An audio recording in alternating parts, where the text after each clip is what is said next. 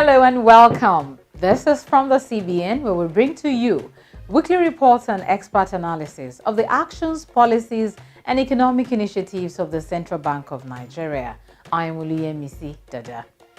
In the light of the continued global economic recovery and improving output growth in the domestic economy, the Monetary Policy Committee of the Central Bank of Nigeria met on Monday and Tuesday to decide on policy direction for the rest of the year and make projections for the first quarter of the new year. We have details of the decisions reached at this crucial bi-monthly meeting, as well as an expert's review of the MPC meeting outcome, plus sights and sounds from the new Telegraph Award ceremony, where the CBN Governor, Mr. Godwin Emefiele, bagged Man of the Year 2021 Economic Award. Stay tuned, we'll be back shortly.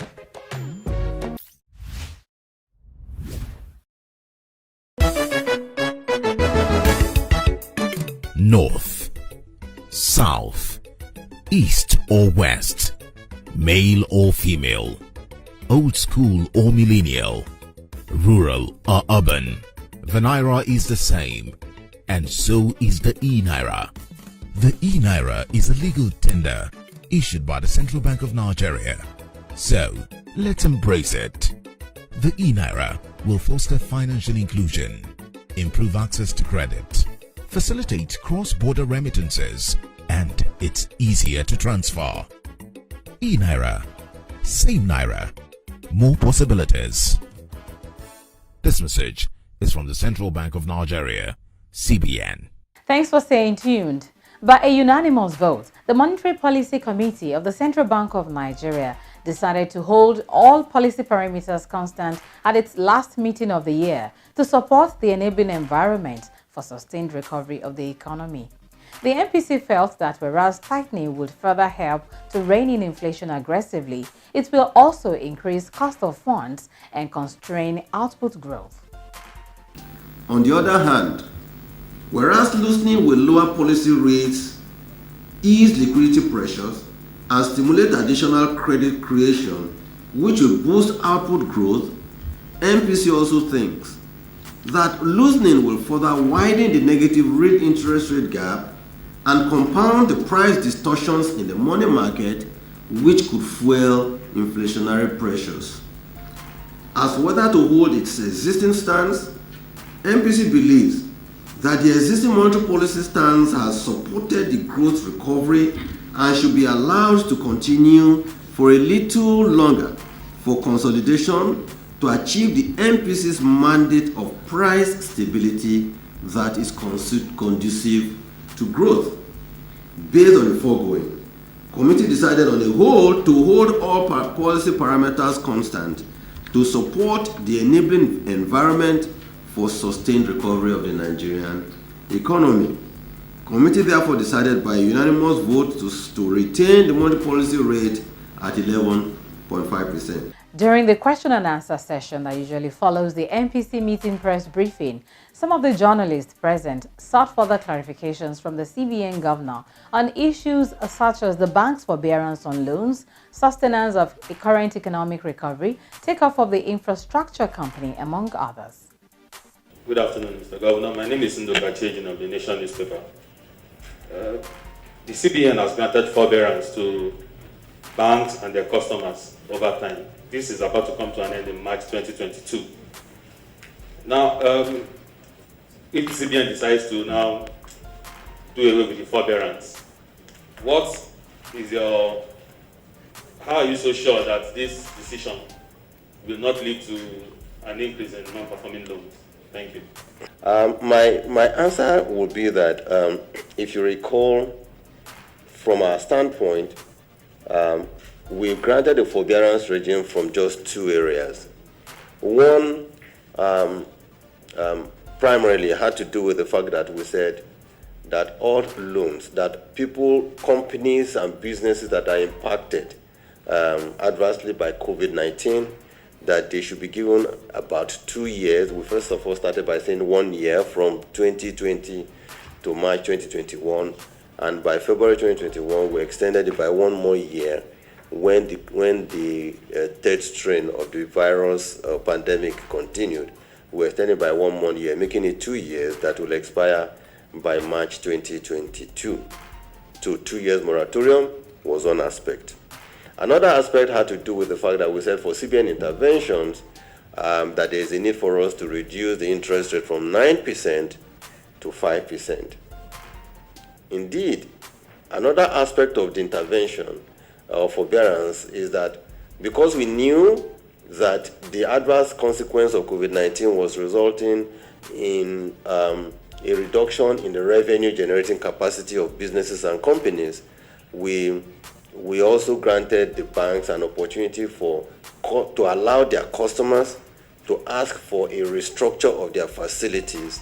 Maybe if it's a 2-year facility, extend it to 4 years, a 4-year facility, extend it to 6 years, a 6-year facility, extend it to 8 years, so as to reduce the impact or the burden of the cash flow on them. In Nigeria, businesses are back, companies are back to business, revenues have improved, and if revenues have improved, then companies or businesses that took loans, if we say the loans for intervention has moved from 5 to 9, if we say that the moratorium of 2 years expires in March 2022, and of course the restructure that you have graciously benefited remains, then naturally we should expect that companies should be able to pay back their loans. Good afternoon, Governor. My name is Prof from Telegraph Newspapers.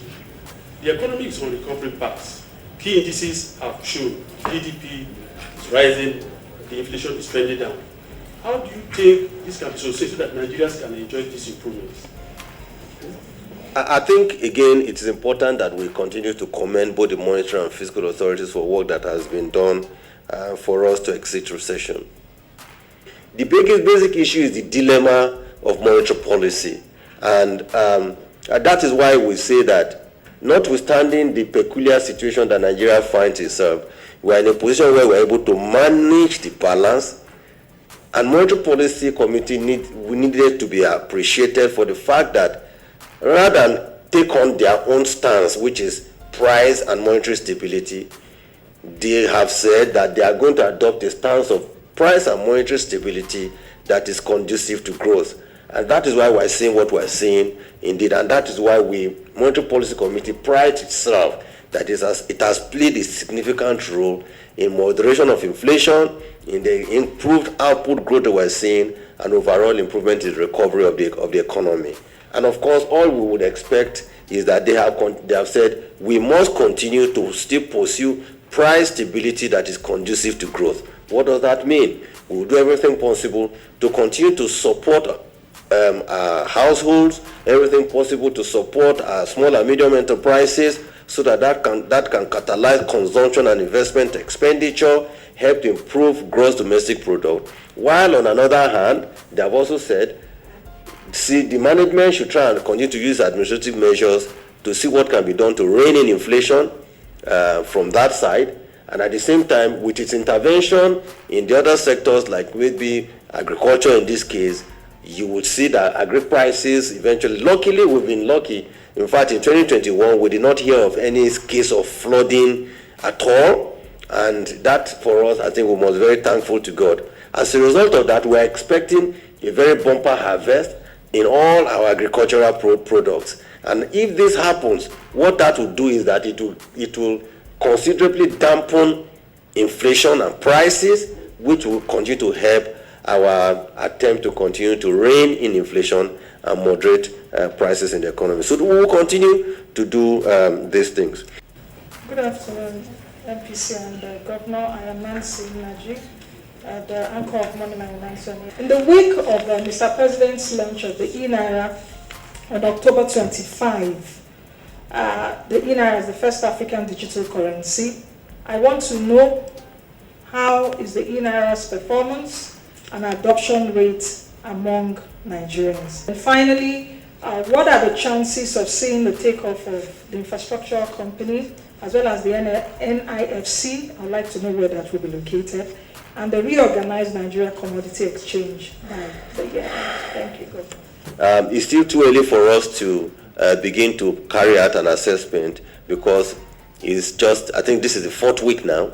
But I think it is gratifying to see that so far, I think we've seen almost about 560,000 downloads on the website, on the eNaira platform, out of which 490,000 are consumers and 83,000 are merchants. So we're optimistic that things are going. But let's not forget, like we said, the eNaira or digital currency product has extremely wide possibilities. There's so many things that can be done. But what we've done initially is to constrain it, begin the journey gradually. We are taking baby steps. So even in the midst of we taking baby steps to see how actors within that globe are behaving to ensure that we're able to control some of the risks that we see, I think that it is a good result so far.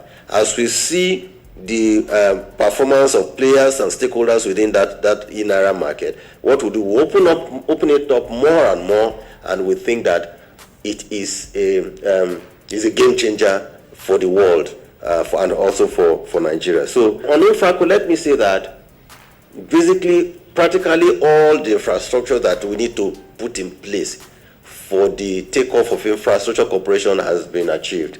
And we thank the President for giving all approvals that are needed. We thank the Vice President, being the chairman of the steering committee, for also giving all the approvals that are needed for us to proceed.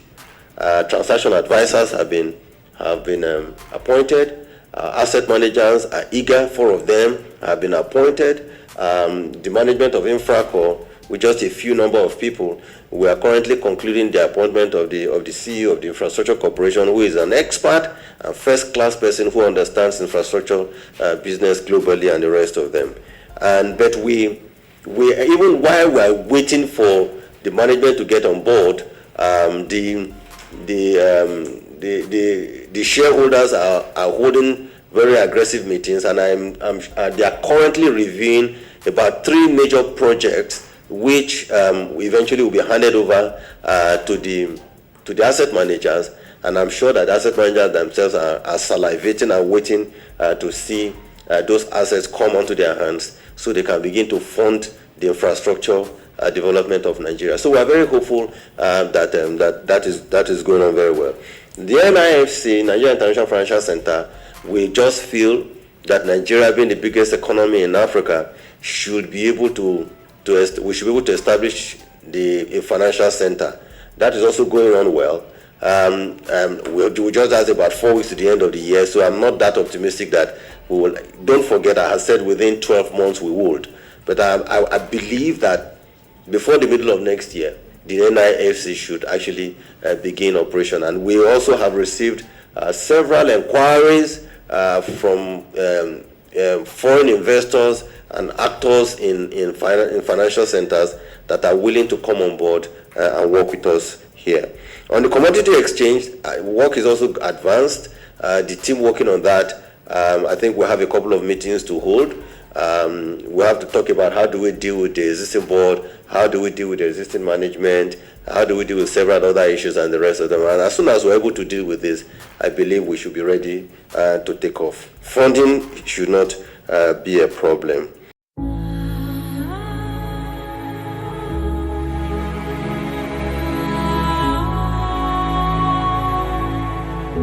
Nigeria is a rich nation of green land, rich resources, countless crops and commodities sufficient to feed and provide a means of livelihood for her teeming population.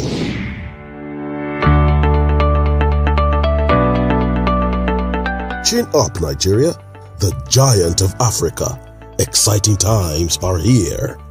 We can be self-reliant and grow our economy if we work together to explore our potential.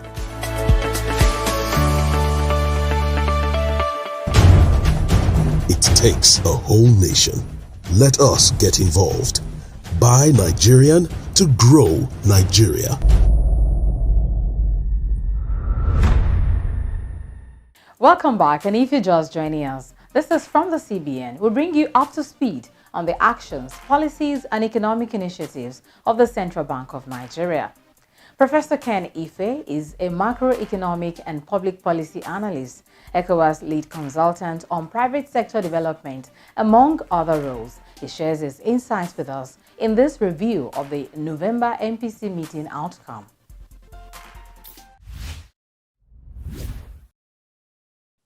Professor Ken Ife, thank you very much for joining us on the program today. Thank you for having me.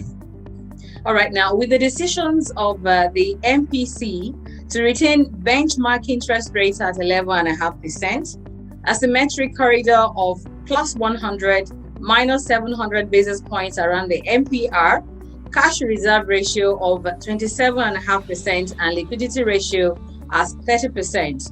Explain to us how this will affect the financial sector, what it means for them, the business community, and the economy in general. I think there are two things we learn from these decisions. First of all is there's a backdrop of gradual improvement on inflation figure dropping to 15.99, but still far away from the target of 69%. And then also the third quarter GDP figures that came out posting 4.03 growth, slightly lower than the previous quarter of 5.01%. But when you also look at the sectors that provided that growth, there are some good reasons to be more hopeful.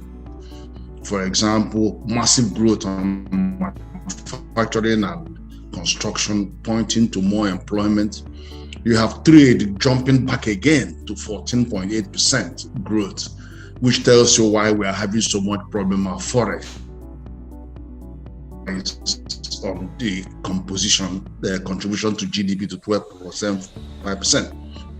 ICT is still keeping up at 11.17%, still accounting for about 9.2% of the. But things are normalizing now. Now, the second thing is there are better health indicators and the risk management systems, bank supervision. They're giving us better results. We've seen the liquidity ratios well above the benchmark that you've seen there is much higher than the 30%. You've seen the performing loan, non-performing loans coming very close now to 5%, which is the prudential guideline.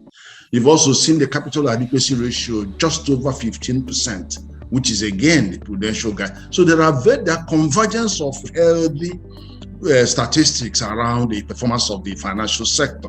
So now, but there's another thing. The third dimension is the major economies led by America are beginning to normalize their monetary policy, which means they are going to taper the bond buying programs and all of that. So that means that we need to be a bit more cautious. Too many balls in the air wouldn't help us. So we have to watch both our inflation and our growth statistics and watch them and watch what is going to happen on the global front, because they do affect our FDIs, they affect our international transfers, not transfers, the portfolio investments. So we have to watch them very carefully to see whether this quantitative easing that they are reversing is going to have any impact. So that's the reason why I'm heavily in support of this. The committee advised both the fiscal and the monetary authorities to look beyond the current economic situation and plan towards attracting sustainable investment flows to Nigeria. How can sustainable investment flows be attracted into the country? Well, one of the things is really to put a rein on the insecurity, because insecurity is a major threat to foreign investors. It dampens their confidence. People don't feel safe. How can you put your money where you don't feel safe? And then you could see there's a better performance from the stock market. The capital market is doing well. In both measures, they are doing well. They're performing above our expectation. So that means that investor confidence is also coming back. The announcements made by all the investors in different states also is showing quantum rise. So in terms of investor confidence, they are gradually coming back. But what you need to do is to work on it. We work on it by improving security, by adopting more fiscal responsive measures that attract them. And we've been doing that because every finance act in 2019, 2020 is adding incremental impact on foreign investment. And then you've seen the domestic economy, and then you've seen support more of the SEZ zones and all that. So there is a lot that is going on. And actually, one other thing that happened during where both fiscal and monetary policies worked together very well was that whilst the CBN was investing on output, increasing output, it was necessary to increase consumption because 80% of the consumption is actually household consumption. So what CBN did was to bring that 50 billion, which was shared, which was given to household and all of that, but it's not grant to its loan, no, they have to pay back. Then it's increased to 150 billion. Now it's over 363 billion. And look at the number of households that have accessed it, over 700,000 people. So that is tremendous for you to give people the ability to buy the goods that you are encouraging them to produce. So this made, and then also on the fiscal side, they were dropping a lot of resources to through social intervention fund of 500 billion every year. They were conditional cash transfer. There were various schemes that are, so all of them were putting money into the hands of people who had lost their jobs, into the small MSMEs, so they got back. So demand in the economy increased, and that was why we jumped out in one quarter out of recession. And now, so what we are now doing is that we'll continue to support those areas that are increasing growth, because the reason why the CBN would not be keen to raise the MPR rates is because it could hurt growth. And at the same time, if they lowered it, it would increase consumption, it will increase more lending to the private sector. Inflation. They are not sure whether that lending will go into increasing productivity. You're not sure. That lending could go into buying more things and then importing more goods, because there's a lot of imports going on right now. And unfortunately, they are getting their money from the black market. That's why we are having so much pressure on our foreign exchange. Look at the figures. It is trade that is causing a lot of the pressure on the foreign exchange, probably because that's the way they earn more interest than what is currently available. But you've got to see that. So there's a lot that is going on in the way the the central bank and Ministry of Finance are working. Both fiscal and monetary authorities are working well, and they worked well last year, hand in glove. Don't listen to what other people say. These two authorities are working for the good of this country, and they are making a change. And they're going to continue to support the economy and bring more investors in from the fact that they are working together. All right, Professor Ken Ife, we will leave it there for now. Many thanks for your time and your insights. Thank you. Governor of the Central Bank of Nigeria, Mr. Godwin Emefiele, was among notable Nigerians honored by the New Telegraph newspapers at its awards ceremonies last Friday. Mr. Emefiele, who was represented by CBN Deputy Governor Economic Policy, Dr. Kingsley Obiora, received the award of the Man of the Year 2021 Economic. Enjoy the sights and sounds from the event. On behalf of the New Telegraph, it's my honor that I present to you the number one banker in the country, the governor of the Central Bank of Nigeria, Mr. Godwin Emefiele, as the Man of the Year 2021. Mr. Emefiele is indeed the governor with a full balance sheet. The only governor that did not need an election to so address. And it's an honor that the award is being passed on to him, and to receive the award on his behalf is the Deputy Governor, also of the Central Bank of Nigeria.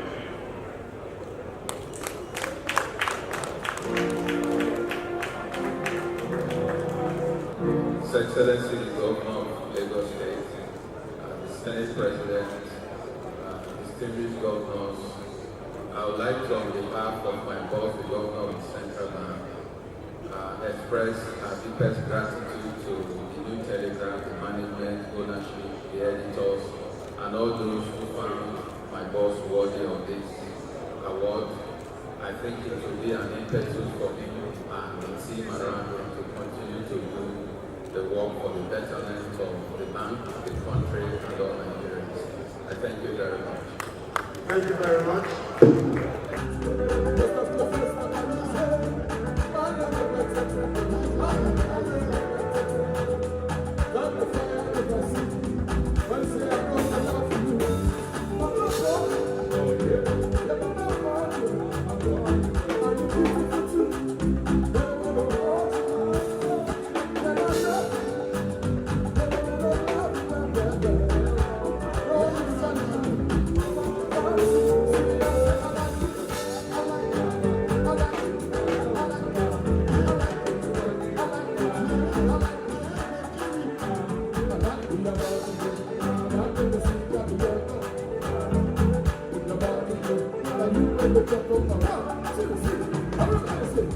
And with that, it's a wrap on this week's From the CBN. You can report unresolved banking issues to the CBN Consumer Protection Department through the email address cpd@cbn.gov.ng with relevant documents. You can also call the CBN Contact Center using the phone line +234 700 2255 226.